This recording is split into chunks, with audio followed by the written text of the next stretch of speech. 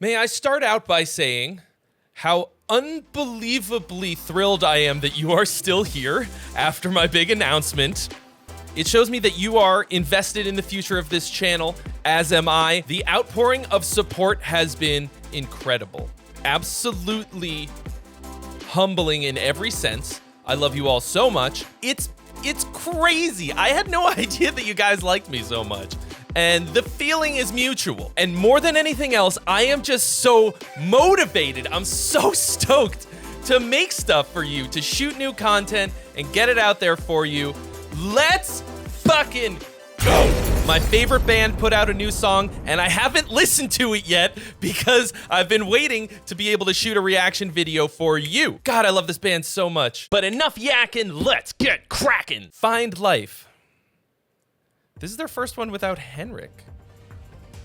I have no idea if this is gonna have screams in it or none.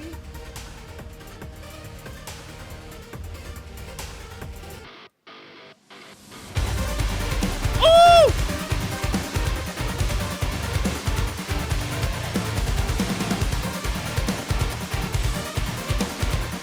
It's the only band on the planet that makes me dance like an asshole. But it is not enough, no. Cause not yet satisfied till I see that flash in your eyes, reverse indifference. And you cannot deny what I have sacrificed, and unsuspecting shadow. Woo! That's groovy as hell. Black in paradise, feel the corruption rise. I believe souls adrift, but life can save. Let me have it! Come and you'll find the temptation of human desire.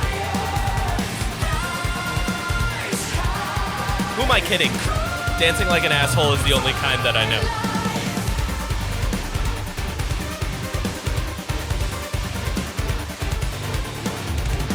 I try with all my might, cross to the other side. That was cool. Fill through the one, I like that. God, Morton is so good. He's such a good drummer.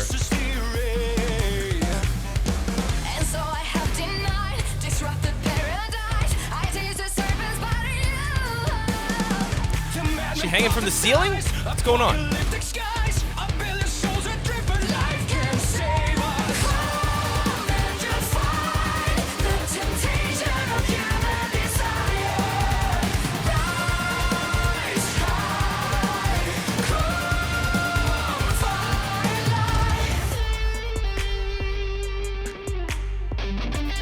Is there a classier man in metal than Olaf?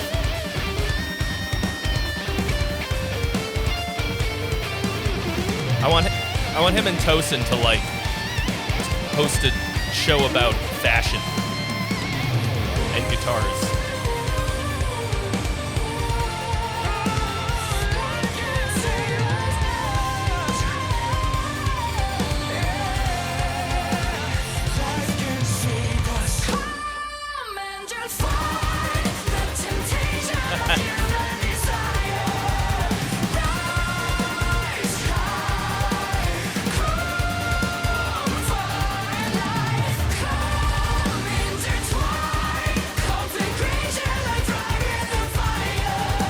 Damn, Johan looking spiffy as fuck these days, too.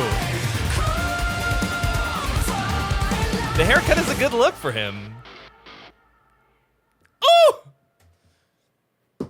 Getting right to it, giving us the goods, 3 minutes and out. This is not the first Amaranthe jam without screams, or death metal vocals, or whatever you want to call them. It's still a bit weird, though. Just, it feels like there's kind of a little bit of a void. Just for funsies, let's see what the chorus would sound like with some growls in it. Come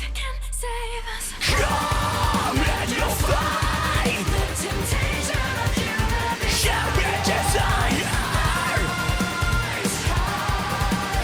Come find life. It's hard for me not to address it as a super fan. I'm sure they're working hard behind the scenes to find a replacement. That's some huge shoes to fill. Like, really, how do you replace GG6? Is there going to be a GG7? But this song is awesome. It has all the classic Amaranthe elements, super catchy, bouncy. I think it might be bouncier than just about any other Amaranthe song that I've heard. A lot of cool little like ghost notes and stuff. Extreme syncopation. Had me dancing like a fucking idiot. Because they're like blatantly combining dance music and metal, there's no need to feel weird about dancing basically any way that you want to dance. Like if you want to headbang, that makes sense. If you want to twerk, that also makes perfect sense. What it makes me want to do is some weird combination of the two. Is breakdance moshing a thing? Can we make it a thing if it isn't? What is this little robo ad-lib thing? Ba-da-da-dum, ba-dum. That's really interesting. I like it. Those little things, those little ear candy ad-libs and little things like that add so much. They create such a rich soundscape in any song, and metal is very reticent to add them, I've noticed. In pop music, they're like half the game. In modern metal, I think the equivalent is like 808 drops and explosion sounds, glass shattering, whooshes, and like kind of like cinematic stuff that makes it sound like a Michael Bay movie, which I also think is really cool sounding. It's really powerful. So the next time you're listening to any recording, try taking a second and listening just for the ear candy stuff, just for the little things that are sort of underneath the surface, that are tucked sort of behind the foreground elements. They're sort of like subliminal in a way. But if you pay close attention to them specifically, it actually adds this whole other layer to the experience of listening. And especially if you're a songwriter, noticing those things and figuring out how to use them in your own songs is going to be very important. I gotta go back for this. Is something that is pretty rarely done, I think, but it hits me so good every time somebody does it. Like maybe 98% of drum fills that you hear will end on the one, okay? They lead you into the next measure, into the next part of the song. Right here, Morton went straight over the bar line, right into the next measure, and it sounds really cool. He goes all the way up to the 3. That's super cool and really weird, and I don't know why it works so well, but try it out, you know? They must have been shooting it somewhere where they couldn't make noise, because you can see Morton is using the practice cymbals that Zildjian makes. Only something a retired gear god would notice. Olaf bringing the heat. What a ripper. The dude never fails to tickle both the shreddy and melodic parts of my brain in every single solo. The solo that he contributed to my How Amaranthe Writes a Song video song was like one of the best solos I've ever heard out of anybody. I couldn't believe it when he sent it. I was like, come on! This to me is like exactly what a guitar solo should be. It should be very melodic, just shreddy enough to be exciting. I don't know, maybe more shreddy than that. That's really personal preference, but like this didn't waste any space in the song. It wasn't like, hey, look at me playing a solo, I am a guitar god. It's like a nice little instrumental break, and then we're right into the bridge.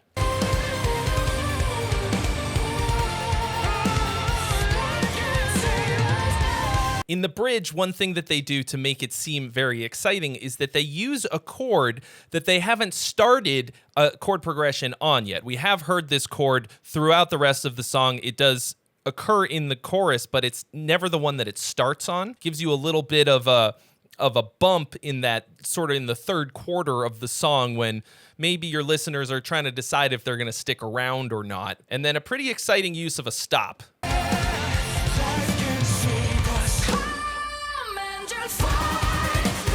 That hits really good and hard. Having too many full stops in your songs can kill the momentum so badly, like so badly. But when you use it right, it can be so unbelievably powerful. This hits so good and hard, I'm gonna listen to it again.